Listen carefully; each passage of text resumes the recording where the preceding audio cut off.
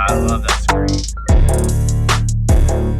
Today on the show, we got the GR Corolla behind me, and Toyota has a hit on their hand, and there's something special about this one that just came out, and you're going to want to know about this because it opens up the audience for this vehicle just a little bit more, and I think it, in my opinion, made it a lot better.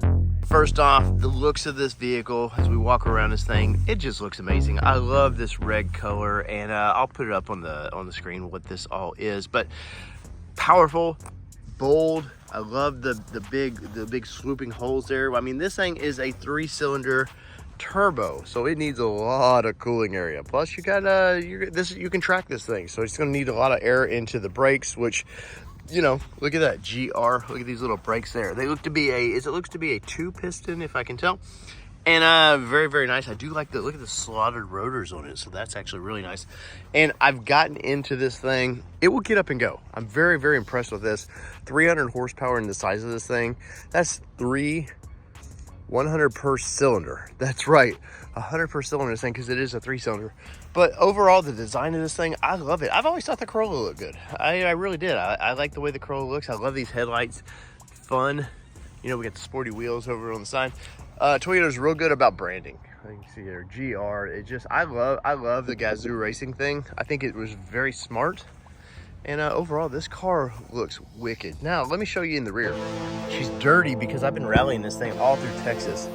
But one thing with the upper trim GR Corolla is that you want all the stiffening you can get. Now, it does take away a little bit of cargo room. I did have a big suitcase back here, so it did take a little bit of cargo room away. But, you know, you got places for other things. But I ain't buying this car for long road trips, though. You could do it. Seats do fold down, which is nice. Pretty practical. You could use the top as a shelf if need be if you're sitting in the back of it. One of the unique features is the 3 tailpipes. I love that, man. 1, 2, 3 there. Gives it a very unique look in the rear of this, which is fun. The big wide body of this, which is pretty fun too. You can see it all through here, just super powerful. And the lights, I like the lights, kind of give it that just like that Ravens look or something. It's really kind of menacing a little bit, man. And it, how does it sound though? You know, we got menacing here. Does it sound menacing? Let's find out. Okay, I like the exhaust in this thing is very bassy. Definitely is, it's definitely been tuned for what it is. So give it a little rev. Okay, it's not gonna blow you away by any means, but it does sound good, especially in car. And I'll do some on-road.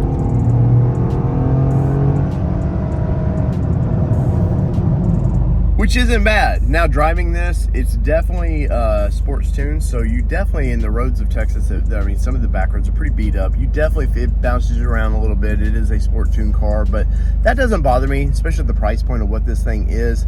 50K maxed out what we have it as right now, as shown, and that seems like a lot of money, but the performance of this is really fun. And the idea that this fits in your garage, which is nice. If you want to go track it, you've got a fun track car.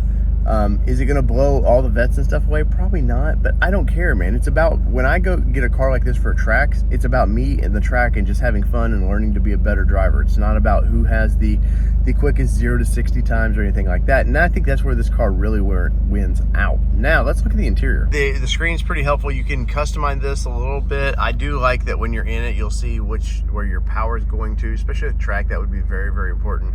Now, as you can see, it says we're in normal mode, but you've got some drive modes here. So you push this up and it will give us the sport mode, which is pretty rad. I like that quite a bit. And then we can kind of even customize it just a little bit more over here. It says push track, so we push that, and as you can see, it looks like into a track mode, which is pretty much where I keep it in. And I love the way it shifts in track mode. It's a little harsh, not for everybody, but I like that. I like to feel connected to the vehicle. And you might go, well, yeah, you want to feel connected to it, but you know, it's all about the shifting and all that. Well, shifting is one thing that's changed on this car. They've put an 8-speed automatic transmission in this, and you do get the old paddle shifties up here, which are pretty handy. And I think it's opened up this car to a whole new audience. Definitely an audience that cannot drive manual transmissions. It's going to be harder and harder to find people that can drive manuals. So I think it was smart for Toyota to give an automatic transmission to this. 8 speeds is a lot of transmission, a lot of shifting, and you can have a lot of fun with that in the track. And then if you get a car like this and you learn to like driving track, maybe you switch into the manual transmission, have a little bit extra more fun there.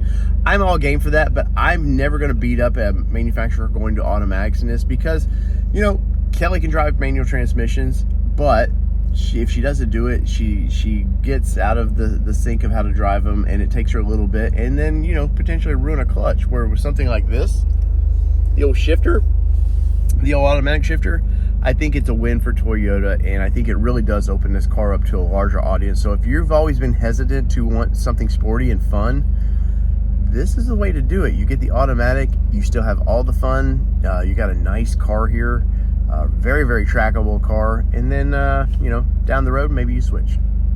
Making our way through the controls here, all this is very, if you've ever driven Toyota, it's all very familiar. I like the little small airbag that they have here. All your cruise control modes, you do have the assist cruise on this, so if you want to hit, see here, we'll hit the modes, and there you got adaptive cruise control, which is pretty nice. I don't like, even in if you switch it to the closest lane, it still keeps you pretty far away from cars, which I would wish it would be a little bit closer, but I'm learning to live with that. It's okay. Your HVAC controls, all actual little buttons here, which is very, very nice. I don't have to get into the infotainment system to work that. We have had a little issues with the infotainment center hooked to iPhone. It was tweaking out just a little bit. I'm sure it's just some weird software glitch in our phone, either our phone or in the system, but it's nothing I worry about. I do like the screen. I do wish it was more down lowered in, you know, I've talked many times, I don't need these tablets sticking up in the air. I just would prefer that it be down low, out of the way, and give me more window room. I don't need any distractions for when I'm driving, but that's okay. We go down the dashboard here. I like the soft touch, all this. The styling looks great. The seats, they are heated, which is nice, and they are GR branded seats, as you can see right there. In the back of this, we got room, but I'm not buying this car to really put people back there. This is a me car. This is I've always liked hot hatches like this, and Kelly and the family usually don't ride. I've had a few hot hatches, and they don't ride with me much in them, because if I'm getting in the hot hatch, it's because I just want me and some road time, and the back roads, this is where this car wins out. So let's finish this one up. So there is the GR Corolla. Now we could go into bigger, you know, more detail to this thing, but I've only had this thing for a few days, so my time's about done with it. But I need your help. In the comments below, where are you at with these kind of fun hot hatches? I like them a lot. I think this one is at 50K. It's at the upper, I'm not gonna lie, it's at the upper echelon of what I think you should pay for this. If you look at a similarly equipped Supra or Z, something like that, I honest to God think this is way more fun than those cars. And I've driven all of those cars, and I really enjoy driving those cars. But there's something about this size of vehicle that just, I like it, especially for weekend use. I want to just go out and have some fun before the family wakes up. This thing is definitely on my list, and I think it should be on yours. On a scale of 1 to 10, where I think the value is in this, because of the price, I'm going to say probably about a 6 for value. But if enjoyability and everything, it's definitely a 10 for me. And it's hard for me to give 10s, but I think this is the perfect setup for the vehicle. I like the automatic transmission. The older I get, the less I want to shift, man. And there's nothing wrong with shifting, but automatics are so much faster than humans can be anymore. So in the comments below, let me know what you think about the GR Corolla. Would you own it? I would. I'm seriously thinking about buying one of these, especially if I could find it on the used market for maybe 40. I think it would be a hit. And I didn't even talk about the carbon fiber roof on this thing, which is ridiculous. So whether it be 2-wheel drive, 4-wheel drive, or these GR Corollas, I get to drive all because you guys hit that like button. Just show some support. It means a lot, man. It helps channels like me grow. It's been your All Terrain Nation. I'm your host, David Wood, and we're out. Peace, everybody.